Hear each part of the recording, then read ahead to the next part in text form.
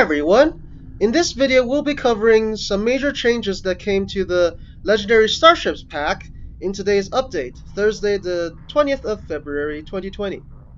2002-2020. Sorry, I thought that was clever. Anyways, so the ones we're going to be covering are the improvements to the Tier 6 space traits of two of the starships in the pack, the Miracle Worker Assault Cruiser and the Miracle Worker Light Cruiser, and also some animation and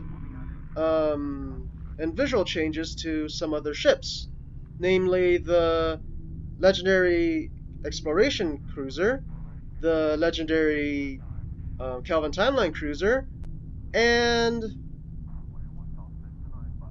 the Odyssey class. Of course, there's still some bugs, which I will talk about as the video progresses, but we'll get to that as we get there. Anyways, let's get started. So first up is the space trait, Transcranial Sensor Link.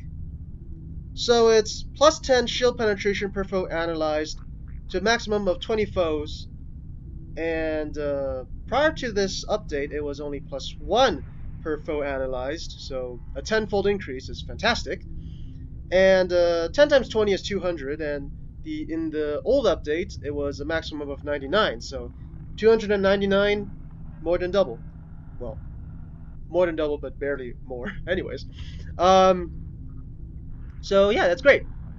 An increase to shield penetration. Of course, I wished it was an increase to armor penetration, because armor penetration is much more powerful than shield penetration, because if you have a good build, your weapons are going to punch through shields very quickly anyways, so not exactly the most useful space trait, so I personally won't be using it at all. Also because exotic damage just ignores shields pretty much outright on most abilities. Anyways, let's move on to the light cruiser. Whoops, not that one. No, I clicked the wrong one. Oh, that's alright. We can cover this one for the light cruiser. So, on the Calvin Timeline cruiser, I'm actually not using the legendary one because it's not exactly as powerful as this one, the one from the lockbox. Anyways, oh yeah, you may be noticing I'm disabling visuals on my impulse engines every time I change ships, because I don't know how to keep that permanently off. If you guys know, please let me know. Anyways, so prior to today's update, the firing points on this ship were incorrect, because in the old skin there were only 12 phaser emitters on the saucer, on top and on bottom. Oh, no, not 12. Six. Six emitters on top and 6 at the bottom. But with the refit, there's 12 at the top and 12 at the bottom. So double the turrets, and prior to the update, they were firing from the wrong location. So now they fire from the correct location. So that's good. That's good. All right, now let's go to the light cruiser, and hope I don't misclick.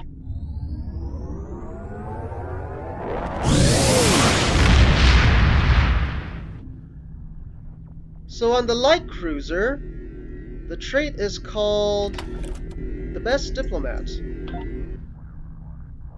So it gives you bonus damage depending on your power levels in engine, shield, and auxiliary power subsystems when you use beam fire at will and beam overload. So here it says a minimum of 10% bonus damage and to a maximum of 30%, with a total of 300 to the other subsystems.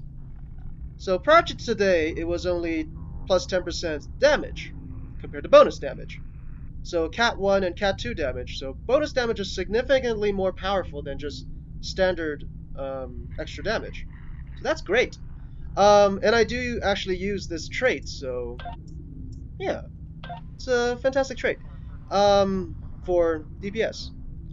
So I can't exactly demonstrate this trait, as I've tested it before, but activating Fire at Will doesn't actually seem to show when I look at the damage on my weapons. it seems that I'll have to show it while in combat, but we're not doing that in this video. Anyways, so yeah, that's that for this space trait and space trait coverage in this video. So let's move on to animations.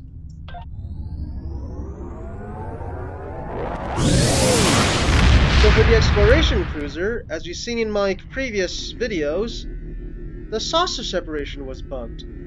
Well, they fixed that, so that's fantastic. So one of the animation changes they fixed this update. Unfortunately, one other animation error has not been fixed, which is the warp out animation, the folding of the nacelles on the Miracle Worker Intrepid or Voyager. So that sucks. Whatever. So let's do saucer separation.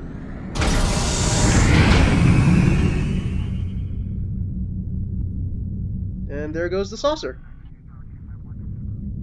So it should follow me. Yep.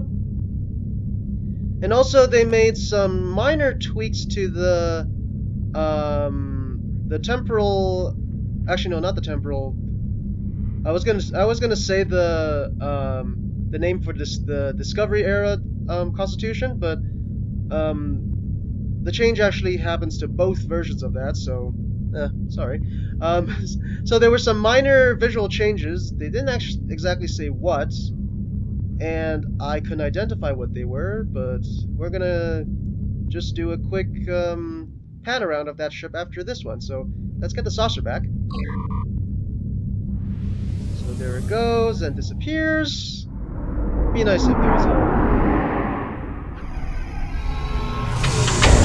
It'd be nice if it was a continuous animation, but this is not bad. Anyways, let's switch to the Discovery era Enterprise.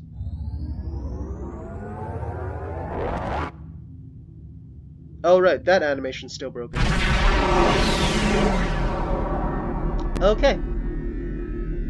So from what I've noticed, there doesn't seem to be any major changes, I don't think, to the visuals of this ship. So I don't know what they were talking about, and they didn't specify, so... Oh! There's blue dots at the bottom of the saucer section, right under the impulse drive. I don't believe that was there before. Okay, well, minor changes, minor changes. Okay, last ship to cover is the Odyssey class. Well, Odyssey variant, the variant. So prior to today's update, the Verity, unlike the other Odyssey class variants, lacked the Aquarius and Odyssey bridges, which are exclusive to this ship type. And in my opinion, one of the best looking bridges in the entire game. On the Federation side anyways.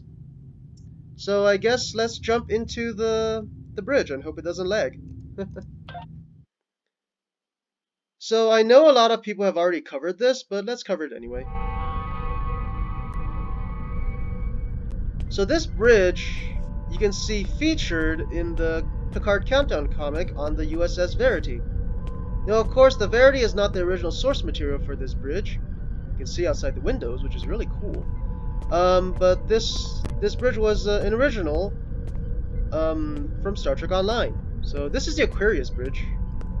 And it has windows and a view screen. So, as I've said in my previous videos, I like my windows on the bridge. So, in this bridge, you can have both. So that's fantastic.